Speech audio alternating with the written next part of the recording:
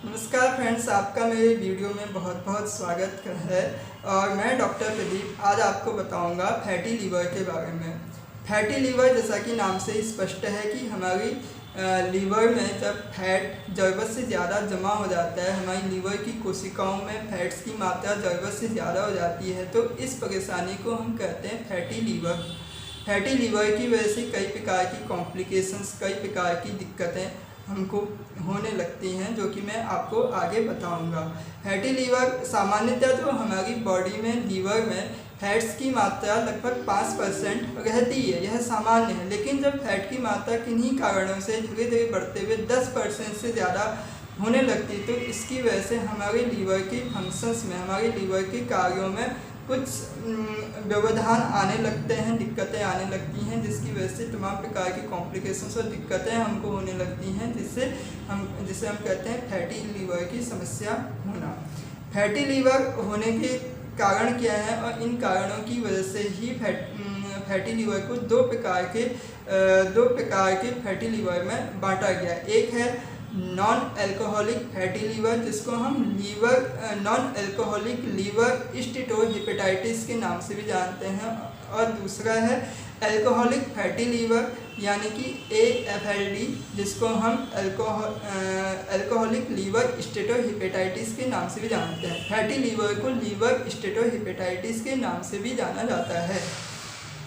अब alcoholic fatty liver में क्या होता है, जैसे कि नाम से समझ में आ गया है कि इसमें अल्कोहलिक शब्द जुड़ गया है, अल्कोहलिक फैटी लीवर डिजीज यानी कि AFLD की दिक्कत होना। तो AFLD में क्या होता है कि ऐसे मरीज जो बहुत ज़्यादा अल्कोहल लेते हैं, शराब का सेवन बहुत ज़्यादा करते हैं, लंबे समय से बहुत ज़्यादा अल्कोहल का सेवन कर रहे हैं, शराब ले रहे हैं, तो उनके लीवर में फैट जमा होने लग जाता है अल्कोहल की वजह से। अल्कोहल की वजह से उनका लीवर बड़ा होने लगता है, फैटी हो जाता है।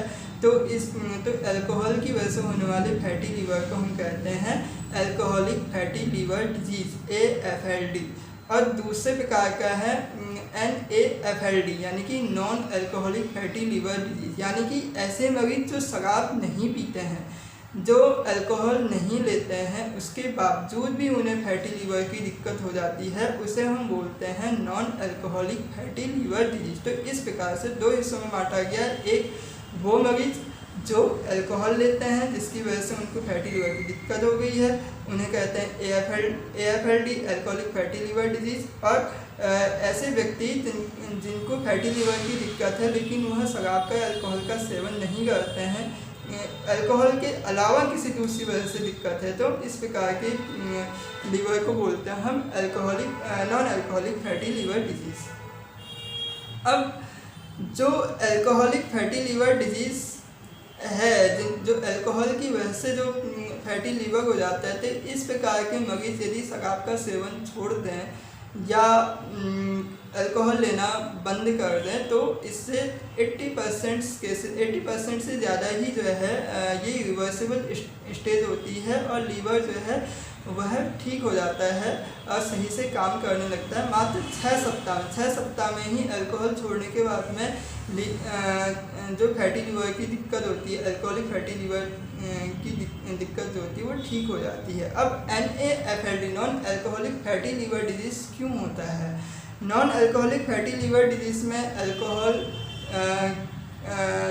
जो लोग नहीं लेते हैं, उनमें फैटी लीवर होने के कारण क्या है? एक, मोटापा बहुत ज़्यादा होना, वजन बहुत ज़्यादा होने की वजह से फैटी लीवर की दिक्कत हो सकती है।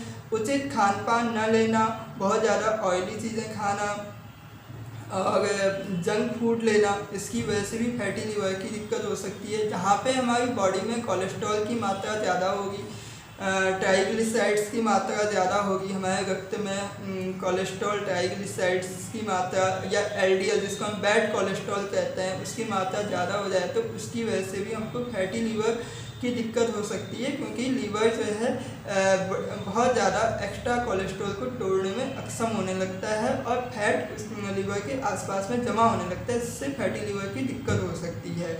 और इसके अलावा हमारी कमर में हमारे जहाँ पे लीवर होता है, पेट के आसपास में अगर चर्बी बहुत ज़्यादा है, वजन बहुत ज़्यादा हो गया है, तो उसकी वजह से भी फैटी लीवर की दिक्कत हो सकती है। इसके अलावा आनुवांशिक कारणों की वजह से भी, जेनेटिक कॉज की वजह से भी फैटी लीवर की दिक्कत होती है। जिनकी माँ बाप को फैटी लीवर की दिक्कत है या जिनके नाना नानी को दिक्कत है, तो वो आने वाली संतानों में फैटी लीवर के चांसेस ज़्यादा होते हैं। इसके अलावा यदि एज फैक्टर भी इसमें महत्वपूर्ण भूमिका निभाता है फैटी लीवर में। जिनकी एज 45 या 50 साल से ऊपर हो गई हो, तो उनमें भी फैटी लीवर की दिक्कतें होने के चांसेस ज़्यादा होते हैं।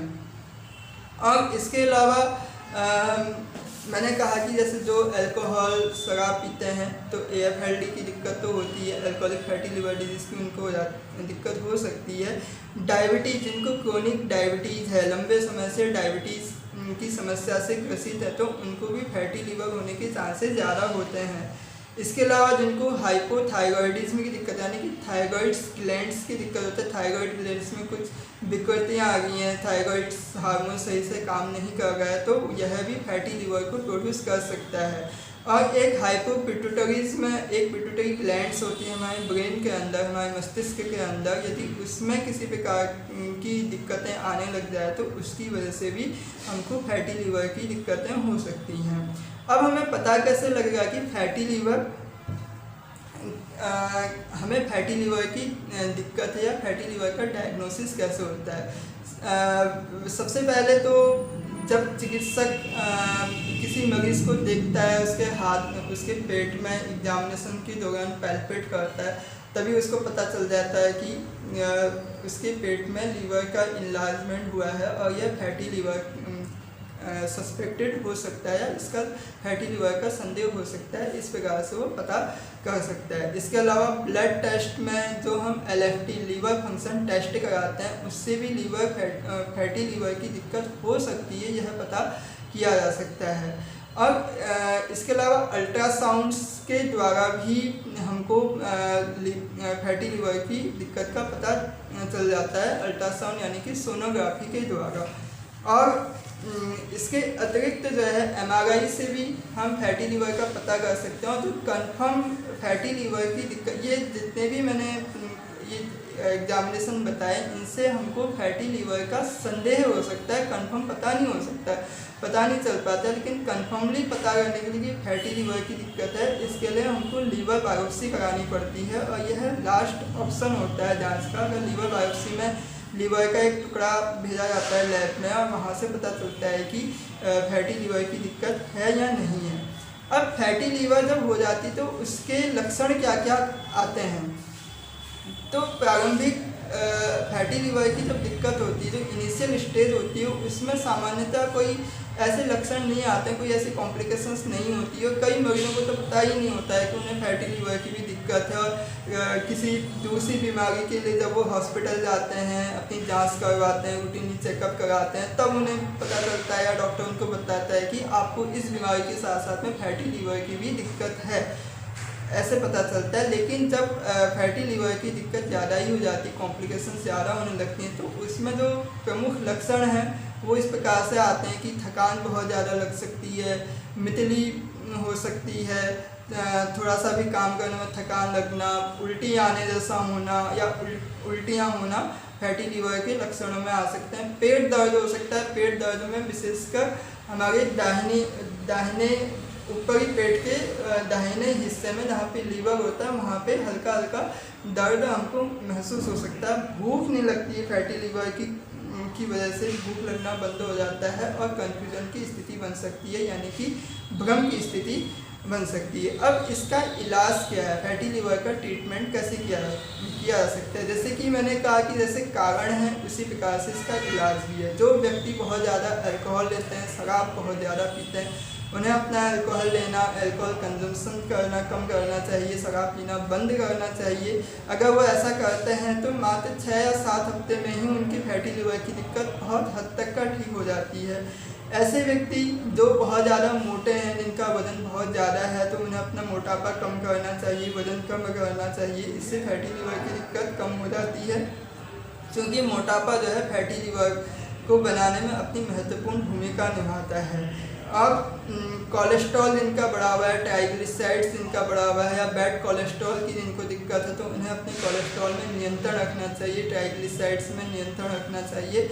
इसके अलावा जिनको डायबिटीज़ है, क्रोनिक डायबिटीज़ है, काफ़ी टाइम से डायबिटीज़ है, उन्हें अपनी डायबिटीज़ को भी नियंत्रण में रखना चाहिए। और यदि किसी व्यक्ति को थायराइड रिलेटेड समस्याएं हैं तो उन्हें अपने थायराइड हार्मोन्स को भी नियंत्रण में रखना चाहिए, जिससे फैटी लिवर की दिक्कत ना हो। ये तो है बचाव कि हम कैसे बचाव करते हैं। ट्रीटमेंट क्या होता है? एलोपैथी में ट्रीटमेंट क्या है कि इंसुलिन सेंसिटाइजर्स दिए जाते हैं मरीजों को फैटी लिवर के ट्रीटमेंट के लिए, जिसमें मेटफॉर्मिन और ये है पियोग्लिटाजोन और रोजिग्लिटाजोन नाम के इंसुलिन सेंसिटाइजर्स होते हैं, जो कि डायबिटीज़ को भी नियंत्रित करते हैं। इससे फैटी लिवर की दिक्कत को कम किया जा सकता है। इसके अलावा एंटीऑक्सीडेंट्स दिए जाते हैं और ओमेगा 3 फैटी एसिड्स दिए जाते हैं, और ये लिपिड को कम करने के लिए मेडिसिन दी जाती है, इससे फैटी लिवर की दिक्कत ठीक हो सकती है। इसके अलावा सर्जरी की जाती है। सर्जरी में मेनली बेरिएट्रिक सर्जरी होती है। बेरिएट्रिक सर्जरी में क्या होता है कि जैसे कि मैंने कहा कि मोटापा भी आपके लिवर को फैटी लिवर बनाने में महत्वपूर्ण भूमिका निभाता है। तो बेरिएट्रिक सर्जरी में क्या होता है कि पेट के आसपास में जो एक्स्ट्रा चर्बी होती है, कमर के आसपास जो एक्स्ट्रा चर्बी होती है, फैट होता है, उसको निकाल दिया जाता है। और इसके अलावा तब इन सारे बचावों से, इन सारे ट्रीटमेंट के बावजूद भी आपको फैटी लिवर की दिक्कत कम नहीं हो रही है, रिड्यूस नहीं हो रही है, तो उससे क्या है कि फिर अंत में लास्ट विकल्प यही होता है कि लिवर प्रत्यारोपण किया जाता है या लिवर ट्रांसप्लांटेशन की ज़रूरत पड़ती है। अब ये जो फैटी लिवर की दिक्कतें जब बढ़ती हैं, जब किसी प्रकार से ठीक नहीं होगी, तो क्या क्या कॉम्प्लिकेशंस हो सकती हैं कि फैटी लिवर अगर बहुत ज़्यादा दिक्कत कर गया है तो ये अंत में लीवर सिरोसिस में चेंज हो सकता है, लीवर सही से काम करना बंद कर सकता है और लीवर डैमेज हो सकता है, जो कि बाद में लीवर कैंसर के रूप में हमको मिलता है। अब होम्योपैथी में फैटी लिवर का इलाज क्या है? होम्योपैथी में फैटी लिवर का बहुत अच्छा इलाज है। यदि आप अपने किसी कुशल होम्योपैथिक चिकित्सक को दिखाते हैं तो आपको बहुत अच्छा ट्रीटमेंट मिलता है होम्योपैथी में। कुछ मदर टिंचर्स हैं जो होम्योपैथिक डॉक्टर्स के द्वारा जनरली सामान्यतः यूज़ किए जाते हैं, जिसमें चेलिडोनियम मदर टिंचर है, आइडेस्टिस मदर टिंचर है, और इसके अलावा कालमेक का एक टिंचर आता है, वो देने से भी फैटी लिवर की दिक्कत को कम किया जा सकता है। और डायल्यूशंस में, होम्योपैथिक डायल्यूशंस में lycopodium, calcarea carb, chelidonium, calcarea group की जितनी भी मेडिसिन है, जैसे calcarea carb, calcarea phos, calcarea sulph, calcarea acid, सभी लीवर में बहुत अच्छा काम करते हैं। इसके अलावा सल्फर नक्समोमिका बहुत अच्छा काम करते हैं। और कार्बन ग्रुप्स की मेडिसिन होम्योपैथी में जो होती हैं, जैसे ग्रेफाइटिस, कार्बोवेस और पेट्रोलियम जैसी मेडिसिन है जो लीवर में बहुत अच्छा काम करती हैं, राइट साइडेड मेडिसिन होती हैं, तो इनसे फैटी लिवर की दिक्कत को कम किया जा सकता है। लेकिन होम्योपैथी में जो इलाज होता है वह आपके कॉन्स्टिट्यूशंस को लेकर होता है। आपके कॉन्स्टिट्यूशंस को डॉक्टर पूछता है, आपके मानसिक स्वभाव को, आपकी आदतों को, आपके कोई टेंशन है, कोई तकलीफ़ है या कोई दूसरी बीमारियाँ हैं, वो सारी चीज़ों को पूछ के आपके कॉन्स्टिट्यूशंस के आधार पे जो होम्योपैथिक फिजिशियन होता है वह आपको जो मेडिसिन देता है उससे फैटी लिवर की दिक्कत को 100% ठीक किया जा सकता है। बहुत कम समय में, बहुत तेज़ी से और बहुत अच्छी तरह से आपकी फैटी लिवर को होम्योपैथी के द्वारा ठीक किया जा सकता है। यदि आपको फैटी लिवर से रिलेटेड कोई भी दिक्कत है तो मेरी सलाह है कि आपको किसी अच्छे होम्योपैथिक डॉक्टर्स को दिखाना चाहिए, जो कि आपकी मानसिक स्वभाव, आपकी आदतों को, आपके कॉन्स्टिट्यूशंस को लेकर मेडिसिन दे। इससे आपका बहुत ही अच्छा रिजल्ट मिलता है फैटी लिवर में होम्योपैथी सही दवाइयों का। और यदि आप मुझे दिखाना चाहते हैं तो मैंने जैसे कि आपको पहले भी बताया कि खटीमा में मार्तन होम्योपैथी क्लिनिक है मेरा, जिसमें मैं स्वयं बैठता हूँ। आप मुझे भी दिखा सकते हैं, या आपको मुझे कोई क्वेश्चंस करना है तो मैं आपको एक व्हाट्सअप नंबर दे देता हूँ, इसमें आप मुझसे पूछ सकते हैं। और नीचे अगर कमेंट्स में जाके आप अपनी स्वास्थ्य संबंधी कोई भी समस्याएं पूछें तो मेरी कोशिश रहेगी कि मैं आपको बहुत अच्छा इलाज दे सकूं और आपको आपकी दिक्कतों से मुक्त करा सकूं। आज के लिए इतना ही। ये आज मैंने आपको बताया फैटी लीवर के बारे में, और नेक्स्ट टाइम में मैं आपको बताऊंगा किसी नए टॉपिक के बारे में। तब तक के लिए नमस्कार, जय हिंद, बाय बाय।